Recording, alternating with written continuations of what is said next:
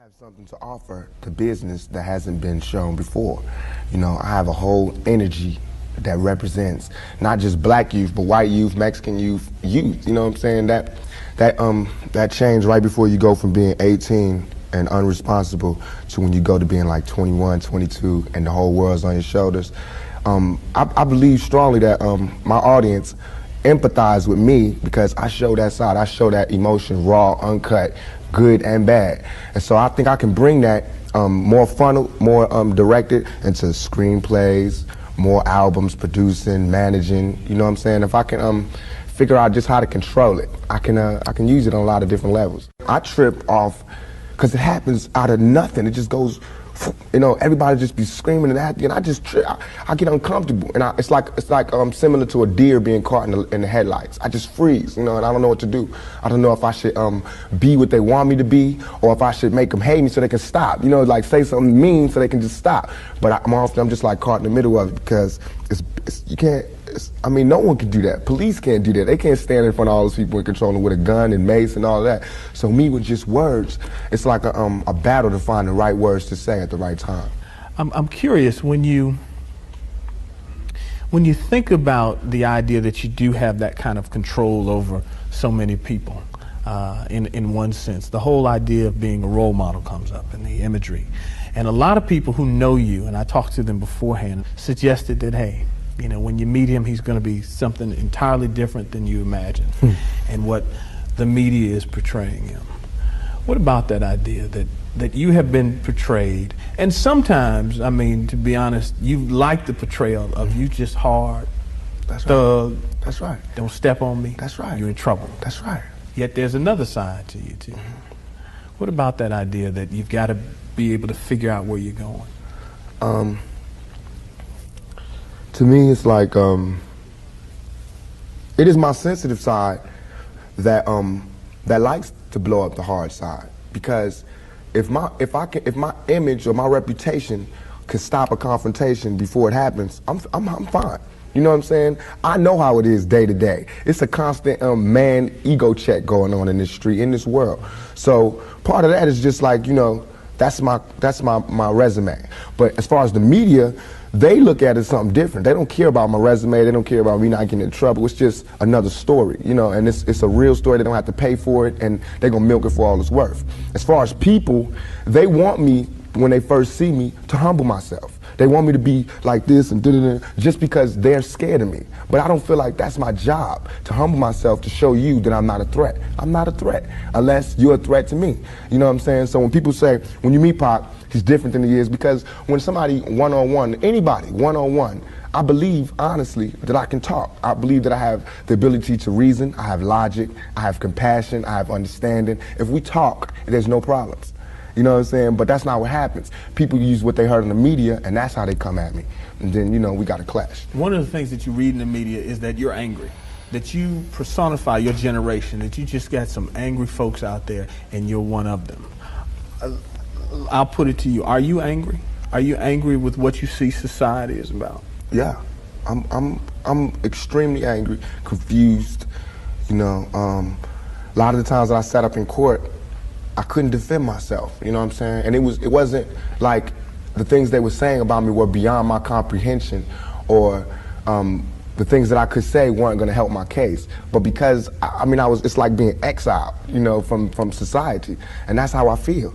And this whole the anger comes from, I'm tired of waiting for my past to get into society.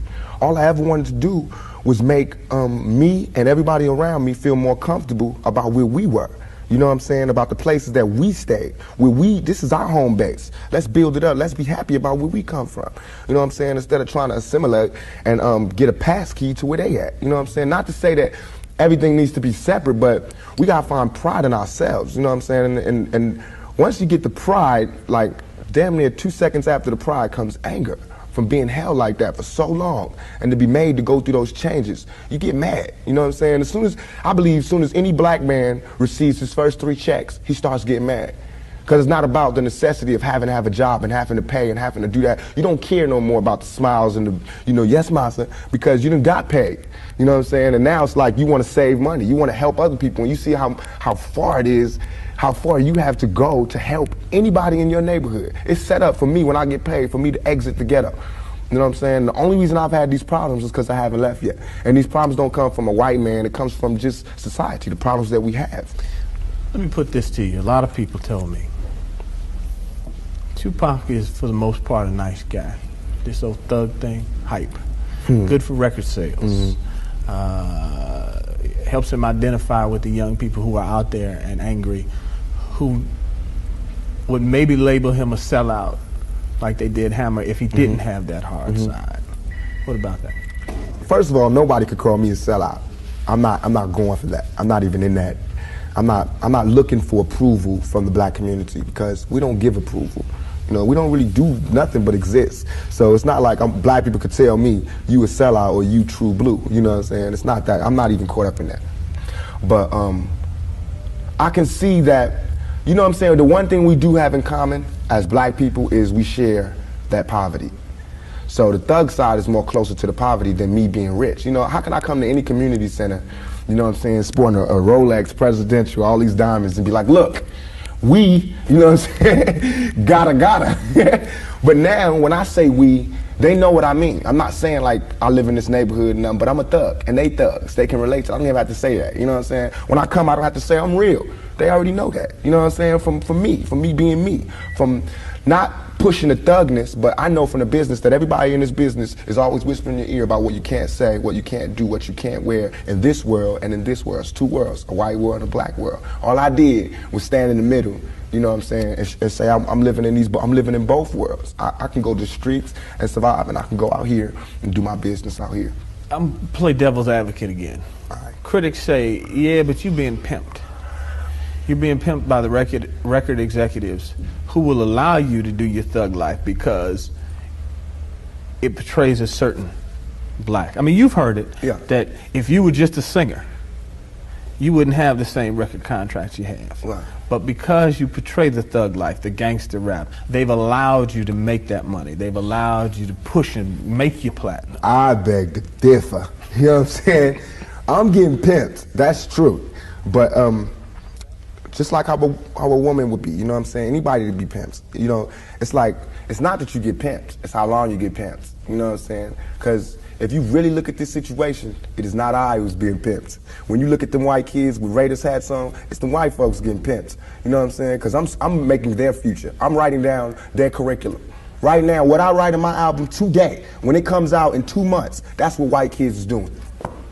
So who really is getting pimped? What I'm writing in my raps is what them white kids is gonna be saying to their mamas and daddies when they come home. Who is getting pimped? You know what I'm saying? I'm a high school dropout. You know what I'm saying? As far as my teacher told me when I was in high school, I ain't gonna be, you know what I'm saying? I just gotta, it's going down. You know what I'm saying? It's going down. You know, everybody's getting pimped. Whether you work a 9 to 5 or whether you work for yourself, you're getting pimped by somebody. That's not the crime. The crime is how long you allow yourself to get pimped. You have to come up. Everything is a come up. Everything is a struggle. You start from the bottom, working to the top. The press and the media make you think that a black man arming himself is illegal or criminal, or that he wants to arm himself to rob a liquor store or something. You know what I'm saying? That is for me to defend myself, and it should always be. It's just about surviving, you know, and we have to be honest about the tools that we use to survive.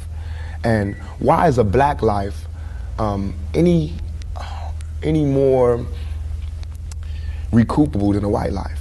You know what I'm saying? We know that they don't put the same security in the ghetto that they do in the whites in the white neighborhoods. So therefore, for me to be out here saying don't, you know, put your guns down and no violence, that's hypocritical. And if I didn't talk about the violence, everybody would act like the violence wasn't there. We as rappers bought that violence. We bought the violence that we seen on the street. We put in our records for years. And after 3-4 years, people finally starting to see it because of all the statistics that's going on in the streets. If we stop talking about it, then they wouldn't take statistics. And when they stop taking statistics, then we'd be killing each other in the street and these white people wouldn't care no more. Only reason they care is because, you know, there's been some strays and we done slipped over in the white neighborhoods, and there's kids in Iowa that want to be like us. You know what I'm saying? There's kids in Indiana that's trying to be like us because they can relate too. You know what I'm saying? You even admitted, I don't live in that neighborhood anymore. There's no real reason for you to carry a 9mm. Don't believe that. Why? In 2 years, I've had a gun pulled on me by my limo driver, by police, by everybody. You know what I'm saying? And I better be. I better be. You know what I'm saying? I've been attacked. You ain't read the papers about these skinheads trying to blow up black churches. Why? They see me as the enemy just like y'all do. You know what I'm saying? They can come to my house and sit outside my house just like anybody else can. A skinhead. And once my life is gone, it's gone. Can't nobody give it back to me. Not the judge, not the president, not the governor, not Calvin Butts, not Jesse Jackson. They can't do nothing but come to my funeral and talk pretty about how black people suffer. You understand? And as far as Jesse Jackson, my first acting job was at the Apollo Theater when Jesse Jackson was running for president in 1984. It hurts me for him to say anything negative about any rapper because we supported him. He should support us. You know what I'm saying? As far as his image, you know what I'm saying? What was he doing? You know, he should be the last person talking about gun violence when he sat right there while Martin Luther King caught one in the neck. You know what I'm saying? Things ain't really changed that much. I swear to God, nothing I ever say is meant to be something where innocent people get hurt. Nothing I ever say is meant to be like a end all, let's go do it right now. Nothing. Everything I ever say, and if any, this is so we can set it clear, anything I ever say as it pertains to my peers and being strapped is only in self-defense. You know what I'm saying? Because right now where I'm at, the world is harsh. And I just don't got no beautiful stories. You know what I'm saying? I'm gonna just be getting them ready. Because that's why I think I messed up. If somebody would have grabbed me, pulled me to the side and been like, look, Tupac, as soon as you step out here, they're gonna be at you. If somebody would have explained it to me, I wouldn't have took the same mistakes. But I made those mistakes. And that was my job to stop somebody else from making those same mistakes. To lay it out. To lay out the real map on the world and how it is. Everything I'm saying is a warning, is a plea for help. If everybody is so goddamn worried about me, why ain't nobody came to help me? You know what I'm saying? I never wanted to be no star. This ain't my job. I don't care if everybody don't cheer for me. You know what I'm saying? If you're not cheering for me for what I'm doing, don't cheer for me. Don't cheer because you think I'm cute. You know what I'm saying? Screw that. Cheer for me for what I'm doing, for what I stand for. And when I go to jail, you should cheer louder. You know what I'm saying? Because I'm standing up for what I do. I'm not robbing nobody, not stealing from nobody. I never took nothing. Everything I do to represent my people. I do because I think this is what they want me to do. This is all I want to say. For all them people that doubt me, I had no record all my life. Okay? No record, no police record, until I made a record. As my video was debuting on MTV, I was behind bars getting beat up by the police department. I got a $10 million lawsuit. They said they would settle with me and everything. You know what I'm saying? But nobody cared about that. That wasn't blew up all in the news. They didn't see me. They did not see me on TV with my eye busted, my head busted. There's pictures of those. In Oakland, yes, in Oakland. You don't see them pictures. You see pictures of Tupac coming out of jail in cuffs. You don't see pictures of the police standing over me beating my brains in. You don't see that. But I see that. That's what I see. You know what I'm saying? So it's all real. And I feel like just like a woman that's raped, any woman that's raped would never, ever allow herself to be raped again. Am I correct? Any woman that's violated would never allow herself to be violated again. Same thing. You know there are going to be people who sit here and say, how can you say that when you're faced with that charge? That's how I can say it. We got people in my own community that will get me. Why? Because I got it. Now this girl, who I can't say her name, but if I was to say her name, 1,000 all over the world would go, I put this on everything I love, on everything I love. When I was in Atlanta, I was pulled over at a gas station. Some dudes from New York pulled over next to me and told me the girl's name. They said, I know the girl that did it. They told me her name and where she's from, say she's scandalous. I can't go on TV talking about this girl, because that's what they want me to do. They want me to get on TV and talk about my black sister as a hoe, and she's a bitch, and she's a money grubber. I ain't fit to say that. I don't have to do that to show that I'm innocent. You know what I'm saying? I'm not guilty. People should look me in my eyes. They should look me in my eyes. And anybody that thinks I committed that rape should go get Brenda's Got a Baby and keep your head up and listen to him thoroughly. It was hard to imagine that you would do that. It shouldn't be nothing for, it should not even be to me. I have no patience for anybody that doubts me. None at all. It's too hard out here. You know what I'm saying? If my people don't stand up for me, who is? I understand these white folks looking at me like that because they don't know me. They didn't hear keep your head up. That ain't no fluke. You know, keep your head up ain't no goddamn come up. I didn't do that for to be smiling in my face to say, oh, he's cool. I did that from my heart. So that if they do try to put a rape charge on me, my sisters could say he ain't about that. Now, if my sisters can't say that, you won't hear another keep your head up out my mouth. You understand me? Because it's a struggle on young black males today. What would a Vietnam vet be like without a sergeant, without any backup, without any other soldiers, nobody but a Vietnam vet in Vietnam? When he came home, how would he be? And that's me. I had to go through all that street, war, everything, the same drugs that everybody else get turned out on. You know, where I would have been stopped shorted, I made it past. And here's where I am. But because I made it past, I missed some lessons, you know what I'm saying? And you can see the lessons that I missed when you talk to me. You can see where I haven't had a father when you talk to me. You know what I'm saying? You can see where I spent a lot of my time in the streets when you talk to me. Because the words that I say are not words that come from a mother's mouth or a father's mouth. It's words that comes from a pimp's mouth or a prostitute or a hustler or a drug dealer. You know what I'm saying? But to me, these were my role models. How much of that, though, in terms of growing up without a father, sometimes not being with your mother, do you lament on and look back and say, damn, I missed something big? Everything. I know for a fact that had I had a father, had I had someone, and I hate saying this because white people love hearing black people talk about this, but had I had a father, had I had some of these opportunities, I'd have been able to help my mother more. She wouldn't have went the road she went. I could have been a better son. You know what I'm saying? She wouldn't have went that road. It was the absence of my father. You know what I'm saying? I'm dealing with him being daddy not being there. My mother's dealing with him being my man not being there. You know, so many problems in our community that affect everything. So by me not having that, I ain't never want to hear nothing about no kind of relationships between a black man and a black woman. I knew they didn't work. Because as far as I knew, my daddy was the coolest dude out there. And my mama was a Panther. So if they didn't work, it don't work. That's how I felt. You know what I'm saying? And going out there, you know what I'm saying? It's like watching my mother just go through changes and everything. It's like my mother's my partner. She a soldier. You know, she a soldier like I'm a soldier. You know, and I watched the peep the game that she went through. If I would have went the same way my mother went, had not she did her route and showed me where it went wrong with her. My mother always told me, don't you ever, ever just volunteer yourself to our people, because they'll use you. That's what they do. You know what I'm saying? She also told me to follow my heart and for me to be the leader. But it's interesting to see just the change in your face, your reaction, your thought process. That's all I ever wanted to do. Ask my mama. I wanted to go to college. I went to school all the way and was ready to go to college. The only thing that stopped me was money. The time all the kids in my school was writing applications to go to college, I didn't have no lights and no electricity. And that ain't my mama's fault. You know what I'm saying? So when I think back to that, I'm not thugging for me. I'm thugging for my family. I pay all the bills. You know what I'm saying? I feed my whole family. Wrong or right, I do. And I can't stop. You know what I'm saying? And if thugging is gonna make me $1 million because it just got me platinum, then that's what I got to do constantly. And if it makes me feel, because right now, I feel satisfied. I don't feel like I've ever embarrassed myself or my people, you know, in nothing that I've done. And yet and all, I got the whole world fearing me. You know what I'm saying? At 23.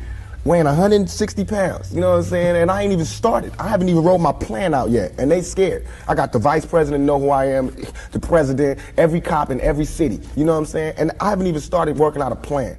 We killing each other because we killing ourselves. We not, when another man, I know, I've been in a position, it's out of our control. It's not like he wants to kill. He just doesn't want to die. You know what I'm saying? It's that situation when you got, we are living in a war zone. It's not as easy as these people are making us think, that they just got some criminal ass black kids with guns. It is not like that. We live in hell. We live in the gutter. We got us stacked up 80 deep in one building. You know, by the time you get out your house, you strapped to protect yourself. Because you living in the same community that the police is carrying rifles and riot gear. Same, they need them riot, excuse my language, I'm so sorry. The same reasons they need the riot hat, the riot jacket, the flak jacket, the double vest, the 9mm Glocks with extra bullets, the tear gas, the mace, all that. Who do you think the police is using that against? Dogs? So we fighting the same villains that they fight in the street. But instead of them seeing us fighting villains in the street, we all villains. Is your generation the one that is picking up for where the Panthers left off, saying, all right, enough is enough? The generation before us forgot about the fight. We're picking it back up. Not only forgot about the fight, forgot about us. Yes, and we're picking it back up. But at this level, all we're trying to do is unite. And right now, as a year, we got 1 million people that's listening. Now we can tell them something. Now we can try to get them that way, and we might lose some. We might gain some, but we would never even have that audience had we not said what was real. You know what I'm saying? And the main thing for us to remember is that the same crime element that white people are scared of, black people are scared of. The same crime element that white people fear, we fear. So we defend ourselves from the same crime element that they scared of.